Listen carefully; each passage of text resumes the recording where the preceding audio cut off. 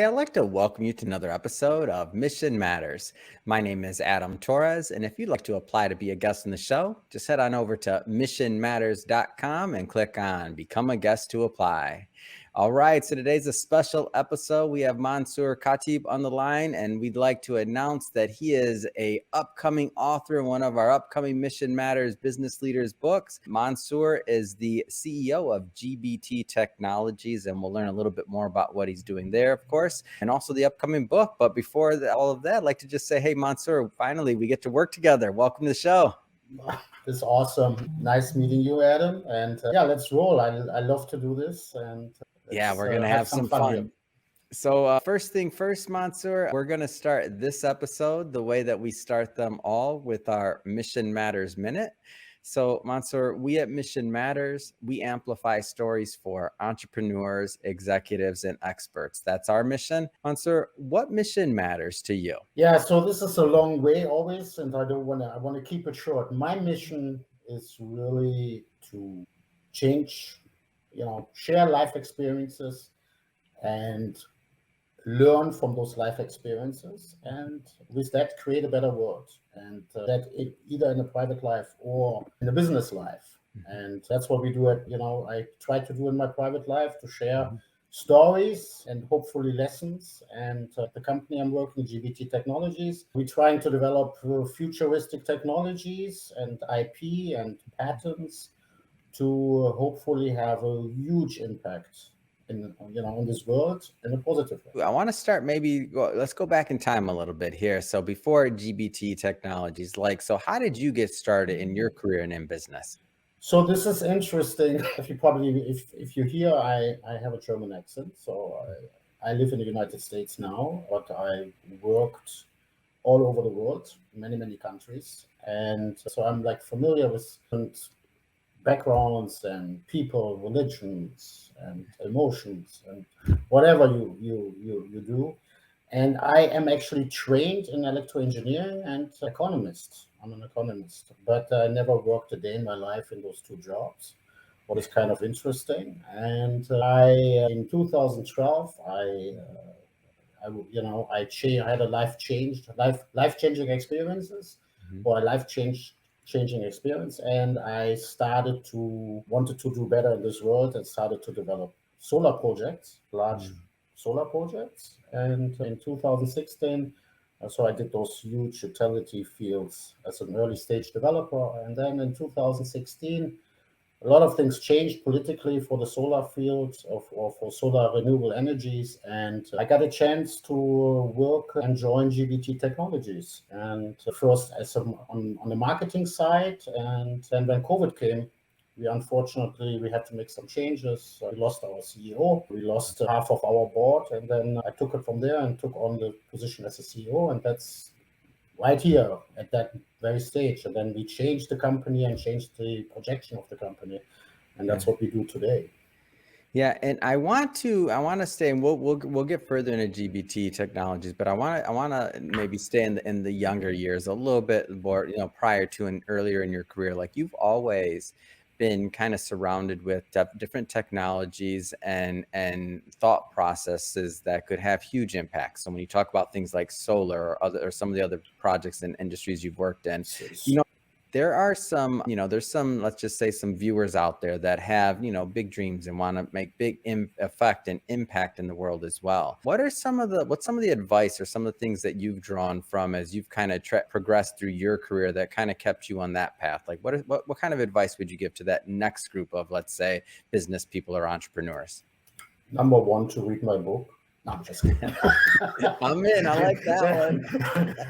This is so just to touch on this. The book is a very personal story. It's a personal situation I was in very young years. What had a huge impact on the rest of my life, and I will basically explain what decisions came out of this experience. What I have learned over the last 40, 50, 60 years of my life, number one, life matters.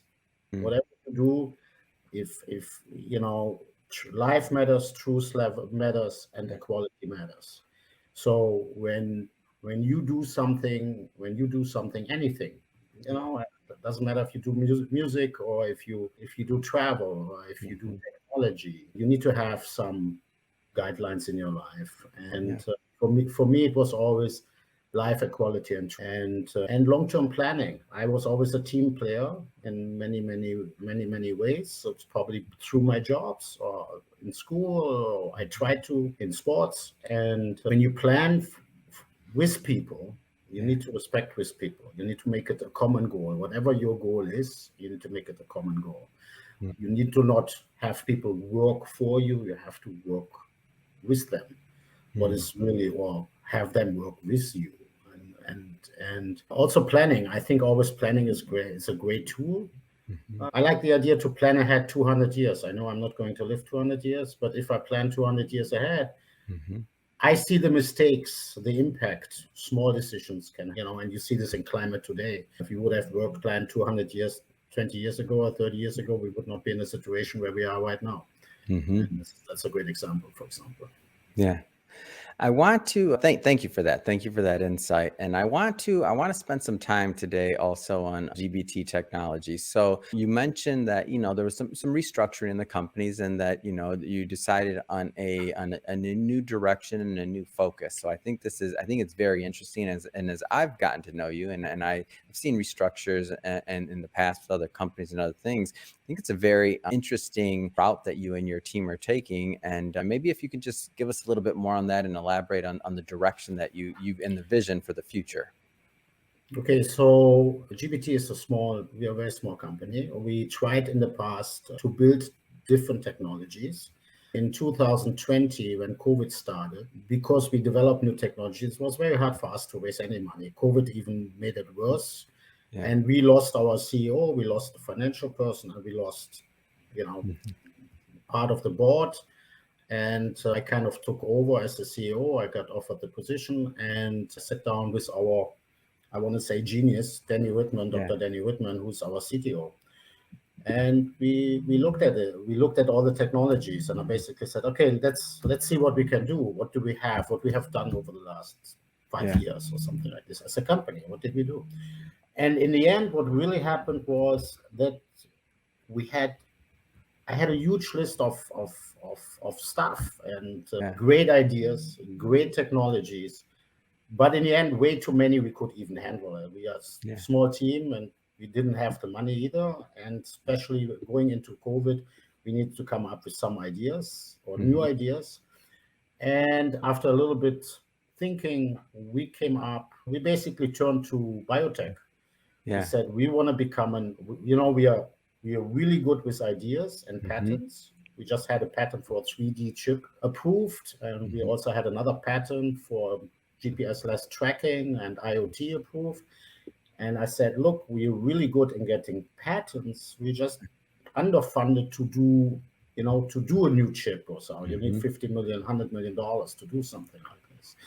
I said, why not, develop patents over Mhm. the next years? And so we put some goals out. And so we started, put our heads down and started developing patents. And we started out with 2 or 3 patents. And I just did a little accounting yesterday. We have like 10 approved patents, and altogether we have 35 basically submitted Yeah. or pending or approved.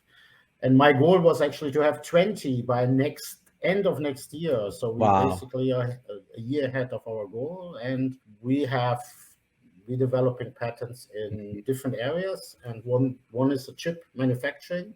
Yeah. We have a real 3D chip. We have computer vision. We have cybersecurity, and we are expanding on those patents and learning. And the chip, even EDA software for chip design, and our chip design and EDA software, the Mhm. patents, I hope they make it big. That's really what we're doing. And Yeah. it could change the industry, of course. But we all What? be, Yeah, we, and we I'm all believe interested. that. I'm interested in this too, because you're taking on like big problems and big innovations. So what do you feel that GBT's technology could, like, what impact do you think that could play on the future? So obviously we have now a whole bunch of different areas. Hmm. I could talk in every area for hours, but I give you the 3D chip. Yeah. And just for the people, I take this example always. If you want to learn how about the 3D chip, it's a 3D multiplanar. And when I say Mhm. 3D multiplanar, just imagine this. Normally you have a chip. This is Yeah. my phone chip, and you have a little. Normally you have all the nodes or the transistors on top of it, Hmm. and it's a real estate game. Yeah, Yeah. it's this simple. As more space you have, as more nodes you can have, and the industry has been shrinking the transistors, and by shrinking them, they could fit more on the same real estate. That's Hmm. really as simple as it is. Yeah. We did a very simple approach, and I just take one form. Let's assume Hmm. you have a cube like this, and Hmm. this is hollow. So suddenly, and you just make it a little bit thicker. So suddenly you Hmm. have 1, 2, 3, 4, 5, 6, 7, 8 new sides. You basically increased the real estate of that same chip by just making it a little bit thicker. Hmm. And what else you got? You got more ways to route, to find routing. You have the top, you have the low, you have the Hmm. inside. So building this chip is a whole new way of manufacturing. Yeah. And so this is not an Intel vs AMD or something. This is a new way to manufacture.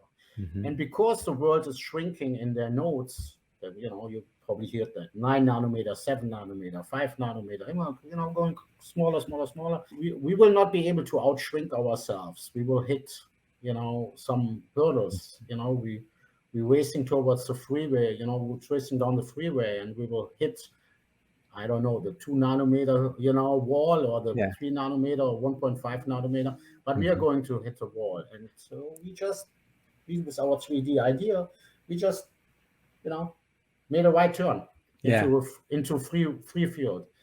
And so theoretically, if we are right, this could become very huge because there's nothing after 2 nanometer. I know everybody talks about quantum computers, and Hmm. but I mean, it must be realistic. Those things are still years ahead Yeah. and years out, and I'm not talking about 2 years or 3 years. I'm talking about Hmm. maybe more 15 or 20. Hmm. So we hope that we have an alternative once we hit the 2 nanometer wall or the 3 nanometer wall, that we have an alternative to continue evolution or make the chips faster.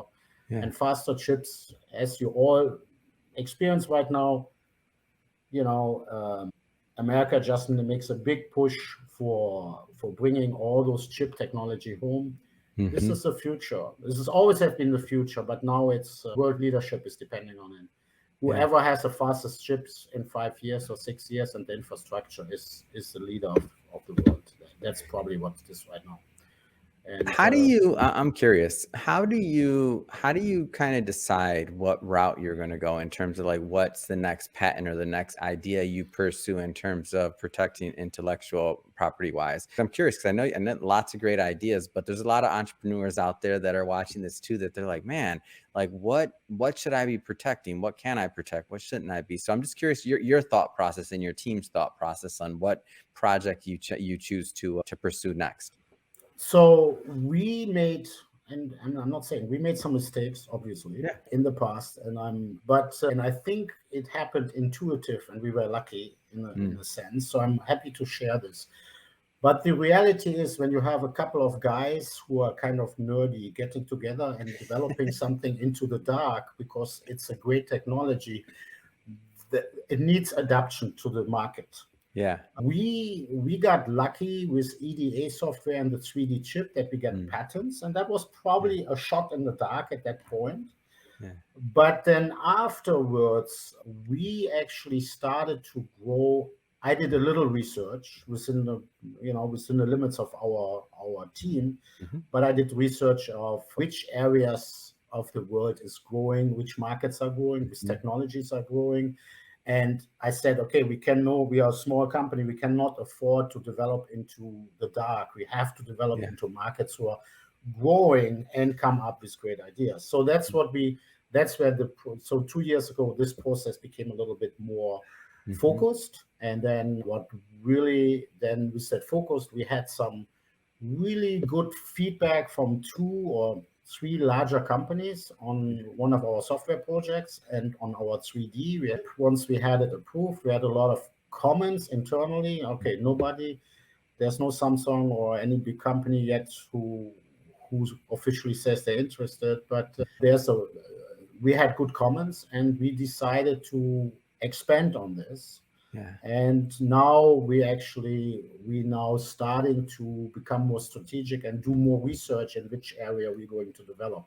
I think in the end, you have to see if there's demand for if there's a need, and if there's demand, and if there's growth in your section, in that segment. If you don't have growth, it's very, very difficult to get any traction. And we have areas where there is growth, and we have difficulties to have traction.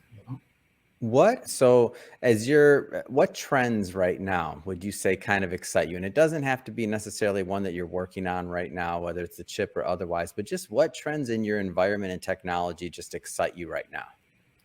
Okay, I am, of course, by heart, I love renewable energy, what has nothing to do with the company. I love green tech in any way, shape, or form. So I love that because it creates better lives and better societies. I love AI and robots because it can create better societies and life. When we talk AI, I think there's a lot of misconception in AI, because there's AI and then there's machine learning. And I wanna say, a lot of people say, "Oh, this is AI, this is AI." Yeah. Really, true AI, there may be 3 or 4 companies who really have true AI, and 90% of people who say we have AI it's basically, hey, the computer does something, you put something in, or the computer hears something, goes to a database and responds to this. It's really not truly AI, but let's just play with this. There will be a tremendous growth in this area. I love this. Besides the technology, I think all this can come together: AI, green technology, chip technology, and basically improve food security, social issues. Danny and I, we came up with like this one concept of the truth finder, especially politically, where we go right now, where there's so many, so many statements are wrong, and so that there's so many things you can do. And I just love everything what improves the quality of life for everybody. And technology can always have both sides. It can be good or bad. So that's why I choose to be in technology. I try to be one of the better guys, and not just use it to take advantage of everything, but create a better society. So Mansour, obviously we have the book coming up, and I'm excited to promote that. And just so everybody knows, we won't do a deep dive into the book today, but that's intentional. So we'll be bringing Mansour back onto the show for a second part of this interview once his book is live. But other than the book, Mansour, I'm curious, so what's next? I mean, what's next for you? What's next for GBT Technologies? So what's next for me? Obviously, I'm kind of married to the company at this point. Oh yeah. Because I think it is exciting. Mm. So with GBT, we will roll out more things. We will actually basically accelerate our IP production. So as I said, we originally wanted to have 20 patents by end of next year. So last 3 days, I'm actually running around like a little chicken after we did a little analysis, and I think we want to try to do maybe 50 or 100. But I don't know if that's a little bit overkill with our situation financially.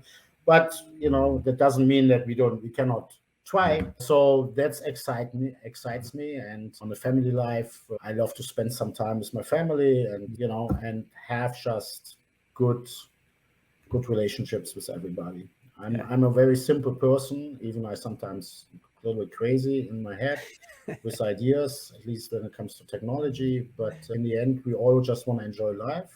Yeah. And if we can share our ideas a little bit and help, create this for other people, regardless if it's your friends or your foe, then that is a life worth living, I think. Yeah. Well, great having you on the show. And as I've gotten to know you, gotten to know more about GBT Technologies, I'm excited to watch the journey and to continue to see how everything works out and unfolds, especially with these technologies. That being said, if somebody wants to learn more about GBT Technologies or to connect with your team, I mean, what's the best way for them to do that? Yeah, obviously. Thank you. I thought I talked more about the book, but that's okay next time. No. This is what you call, Mansour. This is what you call a cliffhanger. That's intentional. We want to sell books, man. We do this. You Okay. can't give them everything today. No, it's okay. It's cool. No, obviously our website is www.gbtti.com. Yeah. And if you send an email to info@gbtti.com, you actually will reach me. It will take a couple of days, but I'm the one who still reads those emails. We're a small team. And obviously we have an 800 number as our website. You don't call before 6, we're not picking up. And if you want to learn, if I have time, I talk to anybody.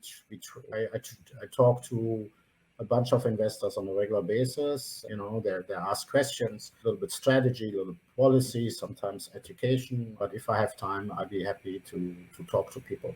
Fantastic. And we'll put reach the out to website. us. Yeah, and we'll put the website and all that information in the show notes so that people can just click on the links and head right on over and check out the website. And speaking of the audience, if this is the first time tuning in to a Mission Matters episode or connecting with the platform, we're all about bringing on business owners, entrepreneurs, and executives and having them share their mission, the reason behind their mission and their businesses, and really what we can all learn and gain from that knowledge so we all grow together. That's the point. If that's the type of content that sounds interesting or fun or engaging to you, hit that subscribe button because we have many more mission-based individuals coming up on the line and we don't want you to miss a thing. And Mansour, again, until the next time when we bring you back on the show, we're going to do a deep dive into that book once it's live. So thanks again for coming on the show. Let's do it. Have a wonderful day. I thank you very much. And I thank you for having the chance to share a little bit about the company and myself, and looking forward to see you soon. Thank you.